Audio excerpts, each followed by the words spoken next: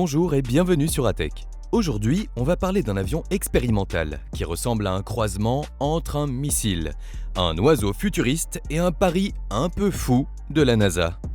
Comment en est-on arrivé à vouloir refaire du supersonique après l'ère Concorde, alors qu'on avait juré que les banques soniques n'encombreraient plus jamais nos fenêtres?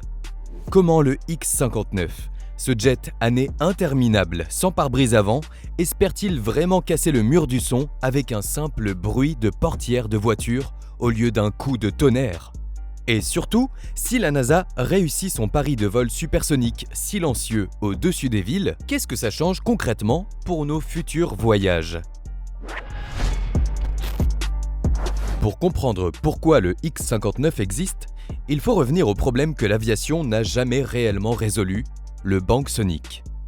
Dès 1947, lorsque Chuck Yeager franchit le mur du son, le monde découvre que voler plus vite que Mach 1, c'est aussi déclencher une onde de choc qui frappe le sol comme un coup de canon venu du ciel. Ce n'est pas un bruit ponctuel au moment où l'avion passe Mach 1, mais une onde en forme de V qui suit l'appareil tout au long de son vol supersonique, comme le sillage d'un bateau, et qui se traduit au sol par un boom typiquement mesuré autour de 100 à 110 décibels. Dans les années 1960 et 1970, le Concorde symbolise le futur, avec une traversée de l'Atlantique en 3h30. Mais ce rêve a un revers pour ceux qui vivent sous les trajectoires. Vibrations, vitres brisées, plaintes en série, jusqu'à ce que la plupart des pays interdisent le supersonique au-dessus des terres habitées. Le crash d'Air France 4590 en 2000, combiné au coût d'exploitation, met fin au programme en 2003 sans que la question fondamentale du banc sonique ait été résolue. Depuis, la règle est simple. Aux États-Unis, comme dans de nombreux pays, le supersonique commercial est interdit au-dessus des terres en raison des nuisances sonores. C'est cette barrière réglementaire, autant que technique, que la NASA vise avec la question QuEST, Quiet Supersonic Technology, et son avion X-59. Prouver qu'il est possible de voler à Mach 1.4 tout en ne générant au sol qu'un sump d'environ 75 décibels, soit un bruit comparable à une portière de voiture qui se ferme.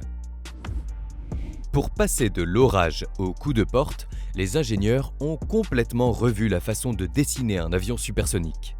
Là où le Concorde ou un chasseur classique laissait se former et se rejoindre des fronts d'ondes de choc qui se combinent en un bang unique très puissant, le X-59 est façonné pour étirer et casser ces ondes en une série de petites perturbations réparties le long du fuselage.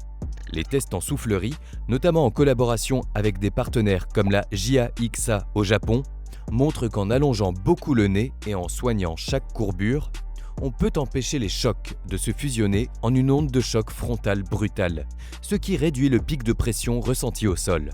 C'est ce qui explique la silhouette si particulière du X-59.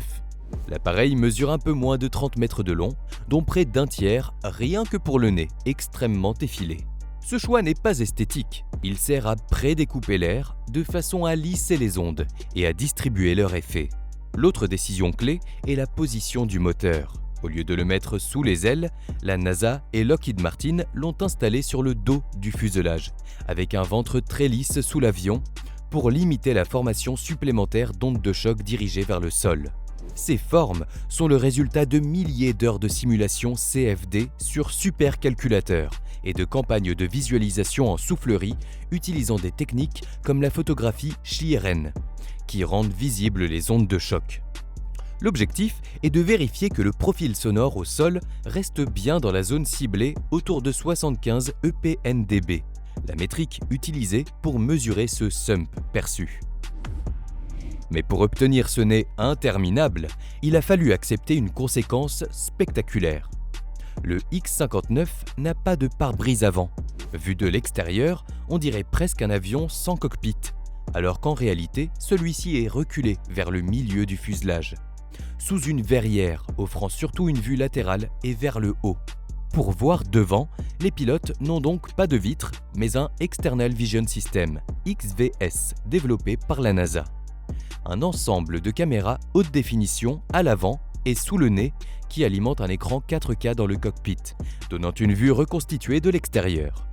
Avant de l'installer sur le X-59, La NASA a testé ce système sur un avion Beechcraft King Air, avec des scénarios de trafic croisés pour vérifier si un pilote utilisant uniquement l'XVS détecte et évite les autres appareils aussi bien qu'un pilote regardant un pare-brise classique. Les résultats ont montré que, dans ces conditions, l'XVS pouvait offrir un niveau de conscience de la situation au moins comparable, ce qui a conforté le choix radical de supprimer la vision directe vers l'avant sur le X-59.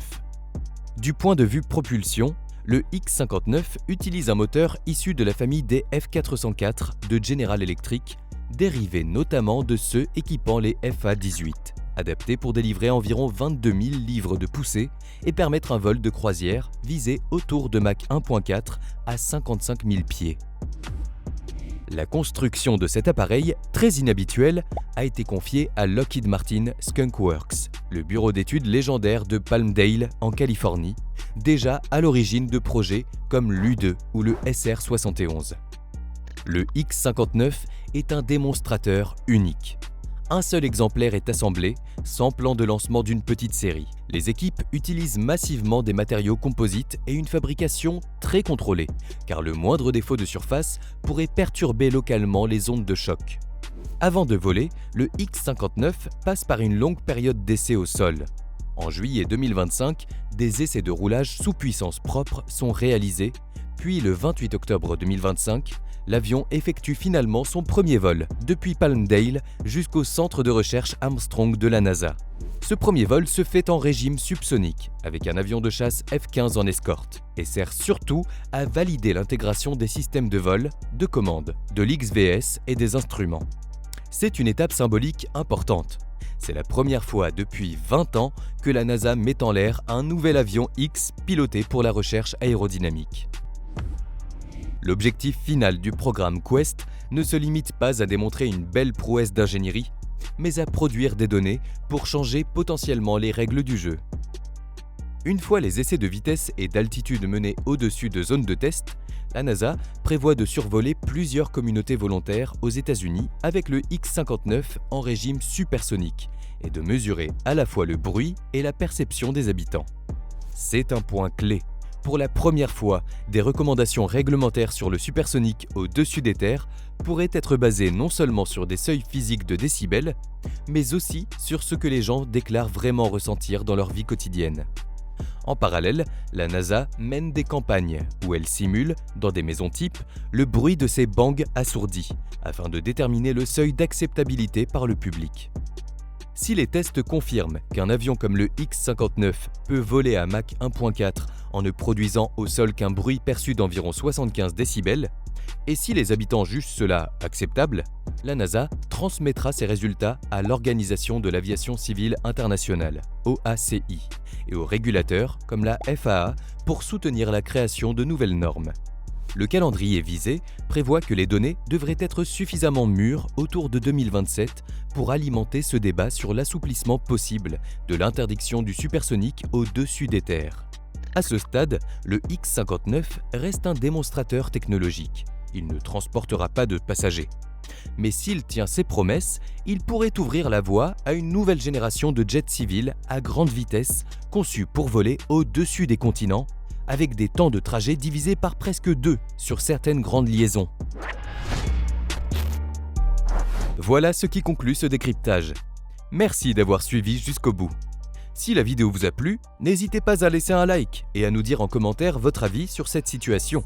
De nouveaux épisodes arrivent bientôt, alors n'oubliez pas de vous abonner à la chaîne et à activer la cloche pour ne rien manquer. À très bientôt!